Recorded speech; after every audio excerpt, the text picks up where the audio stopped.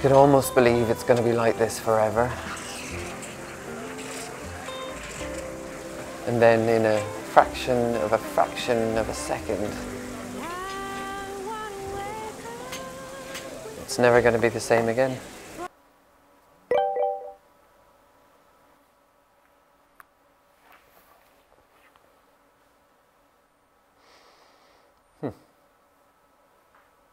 Well, there's a question.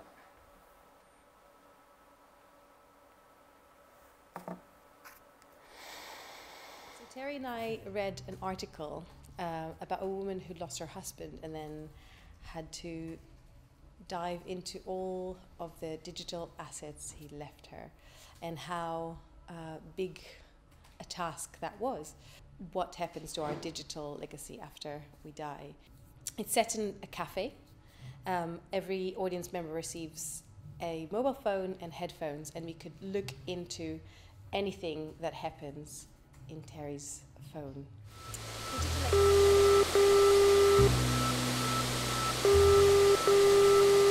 Hi, it's Faith. Sorry I can't get to the phone right now. Please leave me a message and I'll call you back. Bye. Hey, Faith, it's Terry. I just saw something on Facebook, and I wanted to check in with you. I'm not sure where you are, but it's kind of creeped me out. I'm assuming it's just some weird thing that someone's put up as a joke or something like that. Even as I'm leaving this message, I'm no longer listening. I can no longer hear my own voice. My mind is racing. They're classic things and they're contemporary things sort of coming together. So we're working a lot with thinking about how the digital, and in particular, the devices that we carry with us, change our experience of the world and of ourselves and of our relations with other people, and in particular, that's orbiting around a story in this case about bereavement and about digital legacy, about what we leave behind us online. When we go. Making an exception in this case, it is far more appropriate for you or Hector to be taking on this responsibility. As I said when we spoke, and again I appreciate I was possibly clumsy, but it has to be said, if it's down to me, I'd choose to delete everything in a heartbeat. Again, I'm truly sorry for your loss. What we ended up with was looking at ways you could tell individual kind of intimate stories by using kind of the devices that they use on a day-to-day basis and how much time we spend with our kind of digital devices and phones in particular. So what we've ended up building is essentially it's an app, and it's an app that pretends to be lots of other apps on your phone. So the audience sit there, they've got the phone in front of them, and they can see what the main character in the production is seeing on their phone. So you're sort of eavesdropping really into someone's quite personal space.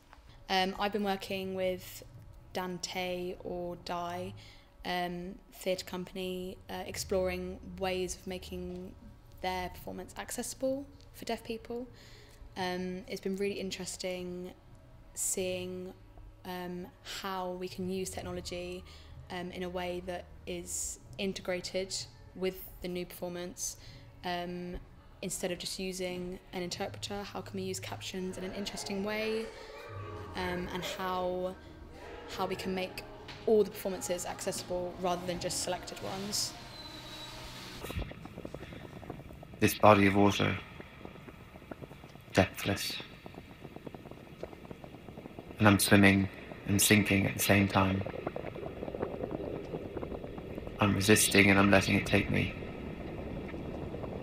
I'm falling through light and liquid crystal. From a lighting perspective, what that'll do, and when there's times that actually everything should turn off except the phones, or can we manipulate the phones in a way to light the space or change the atmosphere in a separate way to the more traditional theatrical lighting ways. Whereas I like the idea of the challenge of creating something that I can bring to any cafe, and we bring in our own equipment set up and are good to go. Maybe this is a new kind of sleep. It hasn't been done before, and there are no instructions yet for waking up.